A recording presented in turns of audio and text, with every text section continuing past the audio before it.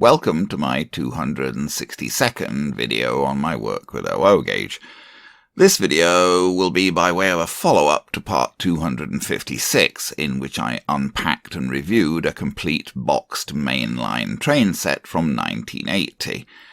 That video was just an overview of the train set and of the 1980 mainline catalogue that came with it, with no actual testing or running.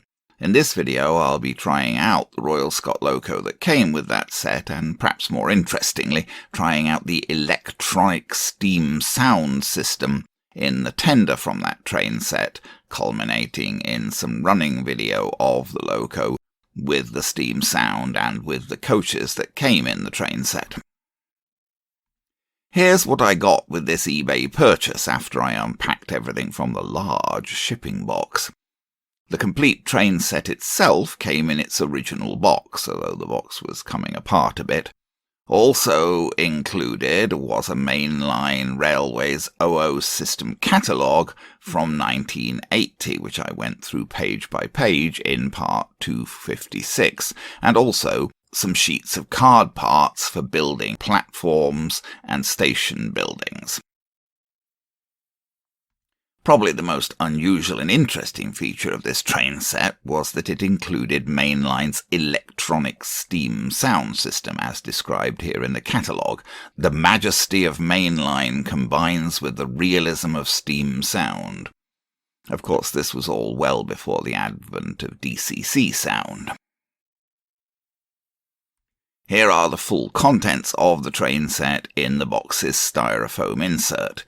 The set came with track for an oval, including a level crossing, also a re-railer and a rather strange controller. In this video I'll only be dealing with the rolling stock, not the track and control elements. Here's the Loco and the tender and one of the composite coaches. The set came with 3 coaches, 2 composites and a brake.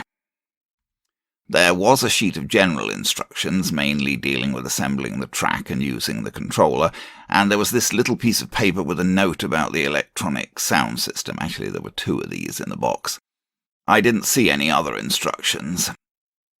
I took Loco and tender down to my workbench for some initial checking out. I used these Pico wheel cleaning things with power from my bench controller to check the running of the motor and to clean the driving wheels. I always like to clean the wheels of any used model that I acquire before running the model on my tracks, as the last thing I need is to import dirt of indeterminate origin and spread it on my tracks. The Loco motor ran basically okay during this process, although it didn't seem all that responsive, and I thought that it could perhaps do with servicing. I cleaned the bogies wheels with a bronze brush in a rotary tool. And I also similarly cleaned the wheels of the tender. Here you may see what will operate the steam sound. 2 sprung metal contacts protrude through the bottom of the tender and press against the centre axle. That axle itself is plastic, but it has metal wrapped around it, going halfway round at each end. When the tender runs along the track, this arrangement will result in electrical continuity being made between the 2 contacts for half of each rotation, with no continuity during the other half of the rotation, so turning the electronic sound component off and on with each rotation of the wheels. I knew that I needed to fit a battery to the electronic sound system in the tender, so I needed to get the tender body off. There were screws at front and back of the chassis, and I assumed these must be holding the body on. I undid the screw at the rear of the tender chassis, and then the screw at the front of the chassis. This allowed me to wiggle the body off from the chassis. The chassis fitted inside the bottom of the body walls.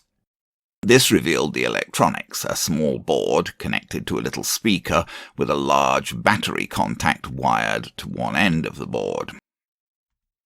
Here's a view from the side. The speaker is in the round housing at left. In the centre of the board at the front you can see the upper end of one of the contacts that go down to press against the axle.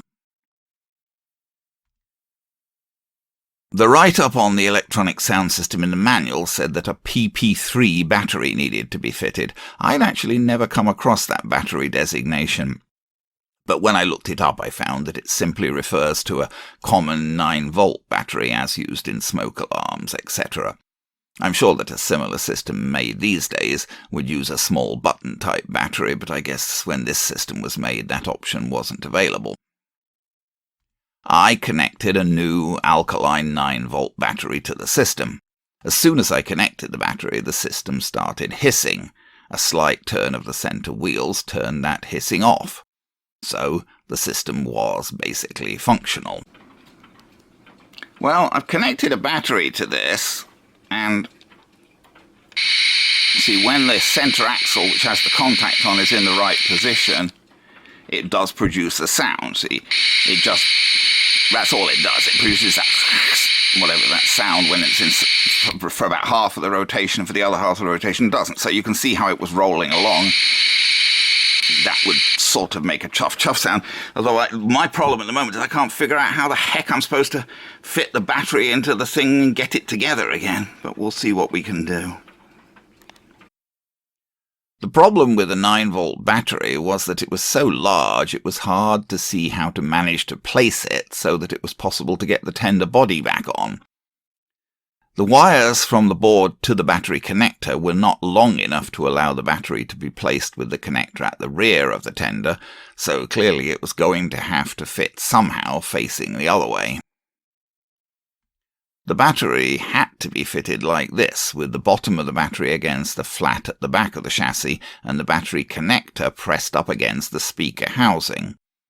The battery itself would fit inside the tender body okay like this, but it was tricky to tuck the wires in so that the body could be put on properly, and the flexible blue plastic of the battery connector was actually being compressed by the tender body. With a bit of fiddling, I was able to get the body back on and to get the 2 screws done up. Well, I've just about managed to get it together with the battery in, and it is still working. So that's about the best I can do. The engine wasn't running, the Loco wasn't running that well.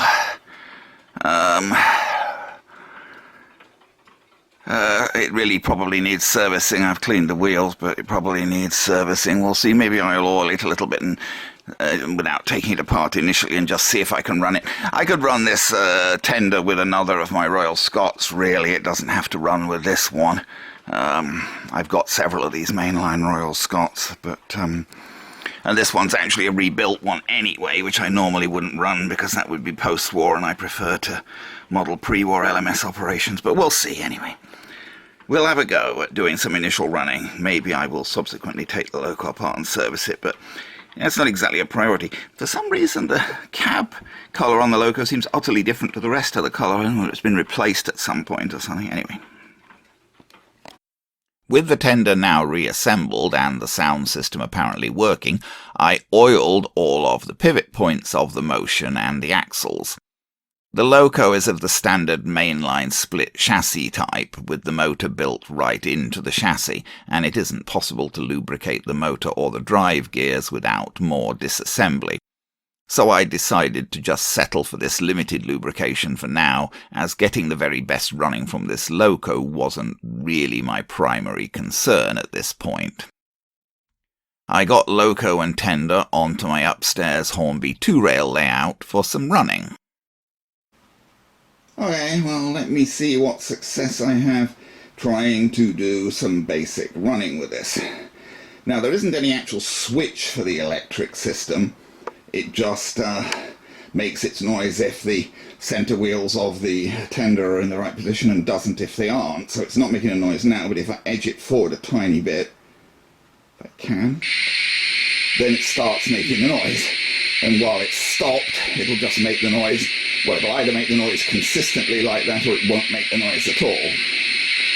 So now let's try and run it and see how sensible the noise sounds when it's running, if we can. Not very sensible, I'd have to say.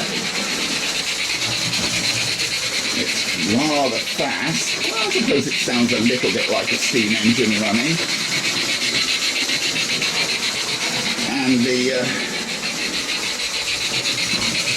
the engine actually runs better than I thought it would, given that I haven't serviced it, only lubricated the motion and the axles. I didn't make any attempt to service it yet. Well, servicing this engine, to be honest, isn't a big priority since it's a Royal Scot and I generally wouldn't really run. Let's try it. Edge it forward till the point where the noise stops, so we don't run the battery down. And we'll maybe just try and get its coaches out and see how it makes out with the coaches that came with the set. After that initial running test, I went back to get the coaches out from the packing. At this point, I found that there was more paperwork, folded up tight and hidden underneath the coaches. I can't imagine why this was done, since there would be plenty of room to just put the paperwork flat into the large box. This sheet of instructions for the steam sound was hidden under one of the coaches. I've done my best to flatten it out and photograph it here. Of course, this was all a bit late for me, as I'd already figured this stuff out by this point. Here's the back of that sheet. I'm not very keen on their suggestion of inserting something between the axle and the contacts to stop the system getting turned on, as I'd be rather afraid that would tend to weaken the spring pressure of the contacts. There was another sheet folded up tight under another of the coaches, giving info about the Loco, including about the prototype. Here's the back of that sheet, including instructions for disassembling the split chassis motor. I've worked on quite a few of these, including doing conversions for three-rail operation, as I like to model pre-war LMS operations when my granddad still drove for the LMS, and Mainline is a primary source for models of the unrebuilt Royal Scot and Jubilee classes, so I put up with the shortcomings of the old Mainline models and work around them. It always gives me a bit of a kick to see that so many British railway modelling companies are based around the area where I grew up, with this sheet being marked as from Palitoy in Colville, Leicestershire. Of course, the actual Mainline models were made in Hong Kong. I got the coaches from the train set onto the layout using a re-railer. This is one I already had beside the layout, not the one that came with the Mainline train set, which looks to be a bit strange. I quite like these old Mainline coaches. This is one of the composites, with interior, corridor and compartment detail visible. And here's the brake coach that came with that set. I coupled the three coaches up to the Loco for some running. Okay, let's see what success I have trying to run this Royal Scot with the three coaches that came with it. I actually, I like these Mainline coaches. They're nice coach models. That's the composite. There's two of those, and there's the brake. But they run fairly well, and I think I've got them railed up right. Let's see whether the engine can manage to pull them. It may or may not, because it really could do with servicing, but anyway, let's give it a try.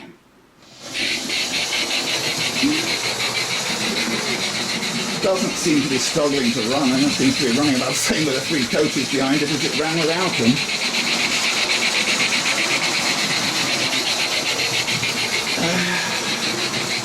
I certainly wish I had room for a bigger layout. This is a rather tiny layout, even for a three-coach train, and you're trying to run more than three coaches, you'd have real trouble. I really wish I could make room for a bigger layout, but I can't see how I can. This weird noise, that cracking noise that's coming from time to time, is that the result of something in the model? Perhaps, but it's so random. It runs quite normally, and every once in a while, there's a sort of weird crack. Well, I don't know what that's about. We'll see. But that'll probably do, I think. Can it go backwards at all? Yeah, of course it makes exactly the same. Oh, let's try and... I'm trying to position it so the sound will stop. It's very fiddly because... it's almost impossible to do. You've got to jog it. There you go. You've got to jog it just about, like a quarter, half an inch forward to get the sound to stop. Well, there you go. It runs. The coaches are nice. the sound module, I don't know about whether the sound module really achieves much, but it's better than the little things that, were made with sandpaper scrapers, at least.